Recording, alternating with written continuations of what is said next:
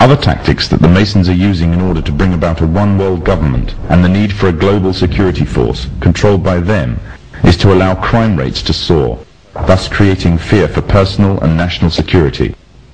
The drugs industry, according to official estimates, is in terms of monetary value one of the largest industries in the world.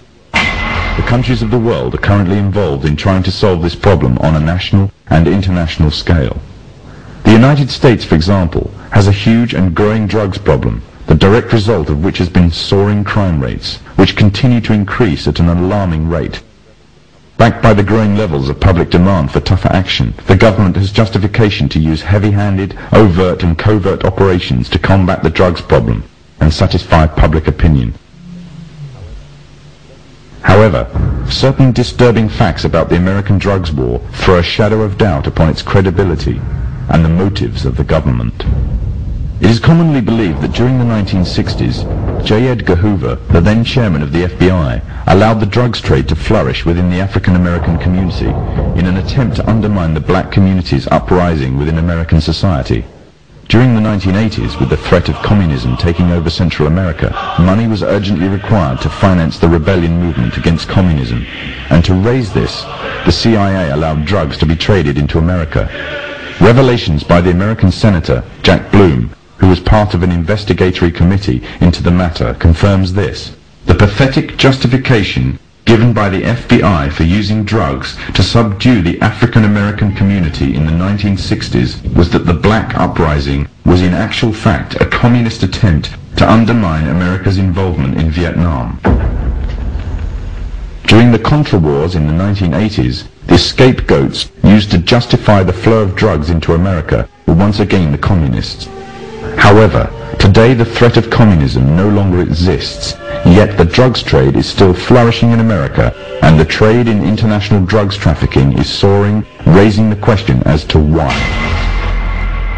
In the course of the Contra War, the United States, as a matter of policy, abandoned drug law enforcement, looked the other way at the kinds of conditions we were creating that enhanced the ability of traffickers to move dope into the United States, and in effect allowed a drug trade to flourish, all to support the Contra movement and to support the war. Historically, the Freemasons have used or created problems within society to turn and manipulate events in accordance with their agenda. The rising drugs problem in America gives the authorities of all the justification needed to use stronger, heavy-handed tactics on an even wider scale. Already major transatlantic operations, as well as American and Latin American operations, have been undertaken to combat the drugs epidemic. It will not be long before there is significant backing for a strong global offensive. Distortion of the facts and usage of manufactured and biased statistics are the tools of the Freemasonic governments of today, as well as creating a public need for greater national and global security. Rising rates of crime, drug abuse, and the increasing threat of terrorism act to serve the purpose of promoting greater control of the masses. Control of the masses means the complete control of every aspect of human life. Your life.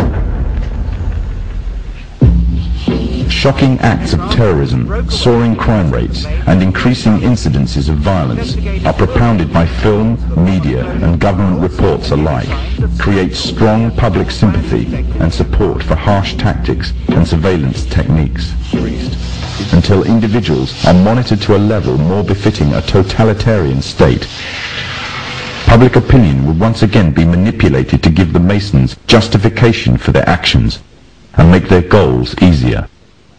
The means of monitoring the masses and storing all personal information on individuals in society on a massive mega database are already underway. Rapid movements are taking place towards storing personal information on individuals on plastic, such as banking details, driving license information, and national insurance details. Currently, these details are stored on separate cards, but plans are well underway to merge all the information onto one identity card. The consequence would be complete monitoring of all purchases and transactions and personal details of an individual at the touch of a button. In 1992, the Vice-Chancellor of the British Supreme Court, Nicholas Brown Wilkinson, told the High Court that if the information obtained by the police, the Inland Revenue, the social services, the health service and other agencies will be to be gathered together in one file, the freedom of the individual will be greatly at risk. The Freemasons, through the governments controlled by them, already have access to vast array of information about you. They can already find out who you talk to on the phone, where you work, where you shop, what you eat, what you wear, how much you are worth, what you earn, and the list goes on and on. One identity card would allow even closer monitoring and enable a complete psychological profile to be compiled on every individual in society. Information which would make it very easy to predict, control, and manipulate actions. However, there is a gap that the Masons need to fill in. By using hard currency, an individual can evade detection and vital information is lost since hard currency transactions are untraceable. As a result, moves are being made to replace hard currency with a system that relies totally on electronic funds transfer. In other words, a system that relies totally on cards.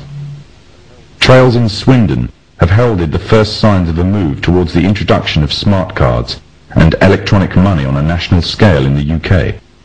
The Mondex scheme is pioneered by NatWest and Midland Banks and British Telecom. Inside a smart card is a microchip which calculates every single transaction, not only financial transactions, but records every single thing for which it is used. It can serve as a credit card, a building society passbook, library card, travel card, phone card, and quite possibly an identity card. Although an identity card would reveal much detail, it would not be able to locate any one person precisely at any given instant time. This would require some sort of tracking device that could be put on and detected wherever that person may be on the globe. The tracking device would be an all-purpose microchipped identification device or an electronic implant placed under the skin. These implants could then send off a signal which could then be picked up by satellite in low Earth orbit, locating and identifying the subject. Although this may sound like the works of fiction, it is, however, already well on its way to becoming reality. There are already approximately 48 global positioning satellites in orbit that are in use by the United States and her allies. These satellites can act upon incoming signals and pass down accurate information to the source of the signal about its location. At present, the source of the signals are devices that are attached to tanks, battleships, aircraft, or handheld instruments for accurate navigation purposes. The next step would be to introduce the device that creates the source signal on every individual. Currently, one form of device that has been created specifically as a signal source for the satellites is the electronic tag.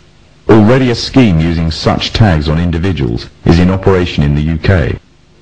The justification used is that it is necessary to curb the growth in the population of the already overflowing prisons. The tag fits securely around the offender's wrists and can be monitored to see if the offenders are violating curfew regulations. Pilot tagging schemes are already in operation in Greater Manchester, Berkshire and Norfolk, with plans for expansion in other countries in the coming year.